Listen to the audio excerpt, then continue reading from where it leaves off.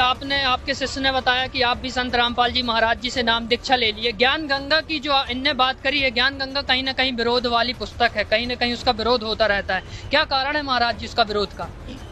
देखिए, ऐसा है कि ज्ञान गंगा पुस्तक उनको अच्छी नहीं लगती जिनको ज्ञान नहीं है, इसलिए कि ज्ञान गंगा का नाम ही ज्ञान गंगा है। ज्ञान की वो गंगा है, उस ज्ञान की गंगा में जब तक आदमी नहीं जाएगा तब तक उसको कैसे समझेगा।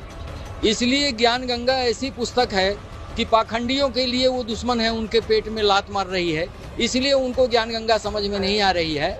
और जिस दिन उनको समझ में ये आ जाएगी तो सारे लोग परमात्मा की शरण में आ जाएंगे। और जब तक उनको पढ़ना है नहीं, क्योंकि उनको पेट चलाने का मात्र एक ही मार्ग है, इसलिए जो है वो अपने मार्ग को नहीं छोड़ पा रहे हैं, वो पाखंडी लोग हैं। और जिस दिन उनको ज्ञान गंगा समझ में आ जाएगी उस दिन जो है तो वो परमात्मा की शरण में आएंगे। और ज्ञान गंगा का विरोध वही करते हैं जो पाखंडी है। जी, आपसे छोटा सा एक और प्रश्न है, बस आप सभी को कहना चाहिए। आप कथावाचक थे, साधु संत महंत गुरु पीर बाबा जितने भी लोग हैं, आज कहना चाहिए धर्म का बेड़ा उठाने की कोशिश कर रहे हैं, लेकिन कहीं ना कहीं बेड़ा गर्क ही कर रहे हैं। क्या कहना चाहेंगे आप उनको, संत रामपाल जी महाराज जी के बारे में? देखिए, जिसको धर्म का ज्ञान ही नहीं है तो बेड़ा करके ही करेगा।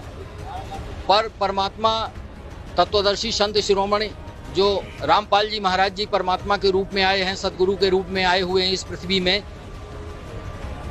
उनके बारे में जितना भी कहा जाए उतना कम है।